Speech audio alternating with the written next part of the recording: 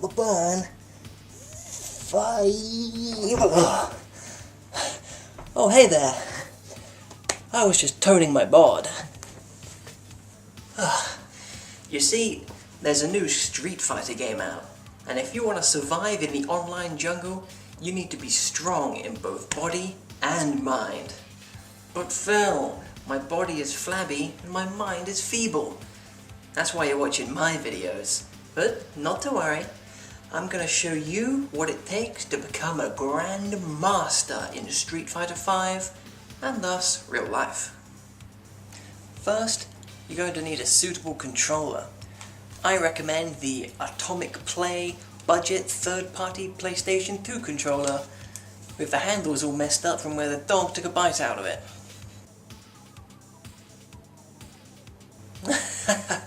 Oh, you rascal. He never could dodge those lightning bolts. Well, now that you've got your controller set up, let's pop in the game and get to work.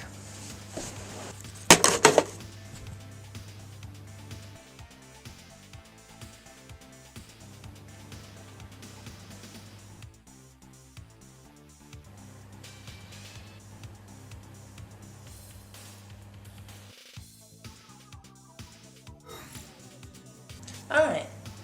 The first thing to do is choose which character you want to play. In Street Fighter V, you control the actions of the character by inputting various commands on the control pad. But be warned, only one of the two characters on screen is under your control, so make sure you know which one that is before the match starts. So which character should you use? Well, the best one, obviously. But since this game is so new, we're going to have to forego the usual methods of just picking a top tier or seeing who won Evo, and instead make our choices based on playstyle and personal preference. And what better way to figure out which is the character for you than through the story mode? After all, Mortal Kombat story mode in 2011 was fantastic and elevated the game from just another fighter to... What's that?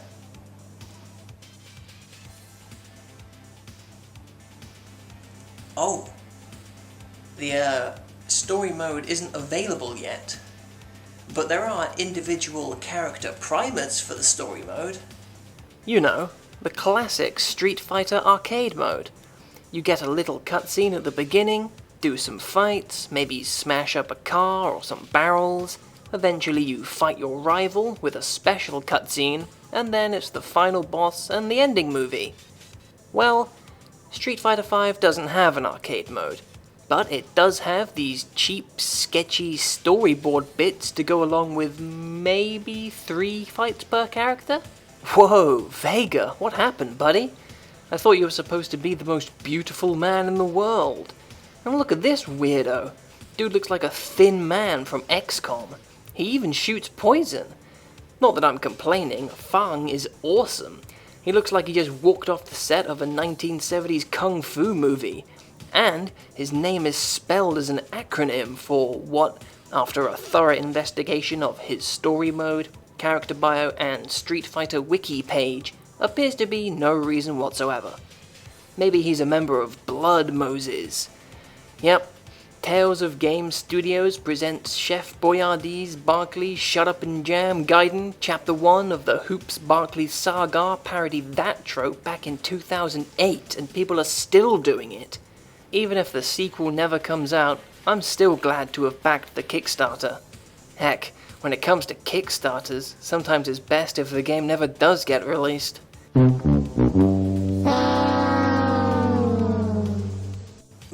Anyway, Street Fighter V. So, you like how Fang looks? You like the idea of sapping your opponent's health through poison, so how do you actually learn to play him? Well, first things first, you gotta get yourself into the challenge mode and figure out what his combos are. What's that? Oh, the challenge mode isn't available yet either. Well, if my experience with online competitive games has taught me anything, it's that the most recently released characters are almost always more powerful than the original cast. And this game has 6 DLC characters already confirmed, So, let's hop into the store and buy one. After all, we've got to put that £25 season pass on top of the £45 base game to good use.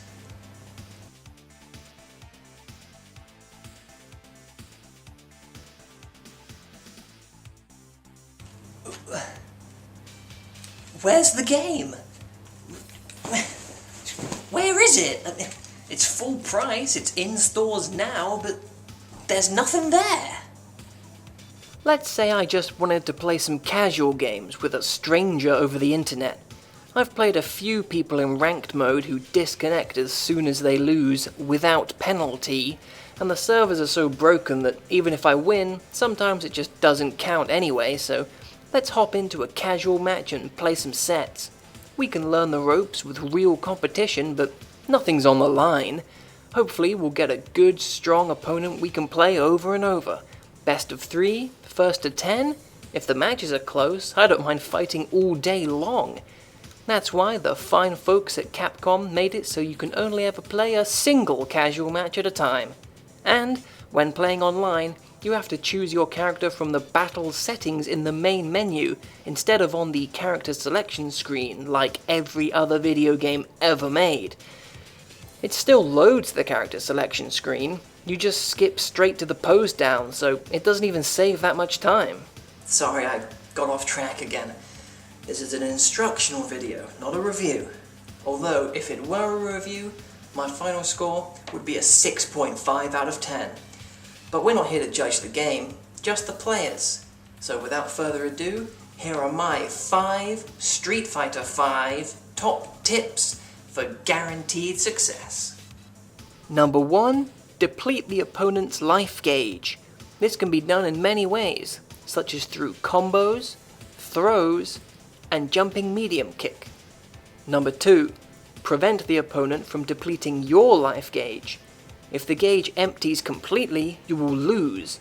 So, if you notice the opponent employing the tactics described in tip number 1, consider blocking their combos, teching their throws, and doing whatever it takes to avoid or overcome the jumping medium kick. Number 3, keep the opponent at the optimal distance for your jumping medium... Hang on a minute, what's going on back there? Look at this freak bust a move in the background. Don't pick this stage. Everyone's just going to play on the grid anyway, but don't pick this stage. Number 4, be patient on defense. A lot of Street Fighter V's mechanics are seemingly designed specifically to trip up old SF4 habits. Not only is the window for reversals smaller, but a snuffed attempt can lead to a crush counter and massive damage. Mashing on throw tech or light attacks to cheese through block strings can similarly get you blown up real quick. And while blocking all day will rack up a bit of grey damage, it can be better than putting it all on the line and taking a lot of actual damage instead. If you V-reversal out of pressure, you also apply grey damage, and the game overall seems to favour carefully placed attacks more than wild aggression. And if you respect your opponent's offense throughout the match, they'll be that much easier to catch with a sudden uppercut when you do decide to go nuts. Number 5, jumping medium kick. Yes, it's just that easy. If you take those 5 tips to heart, you should have no problem hanging with the pros in a Street Fighter V online arena. And if you master those techniques and somehow still end up losing, just blame it on the lag. Thanks for watching. Now I've got to get back to it. 5, 6, 7. Tiny Ceramic Dog.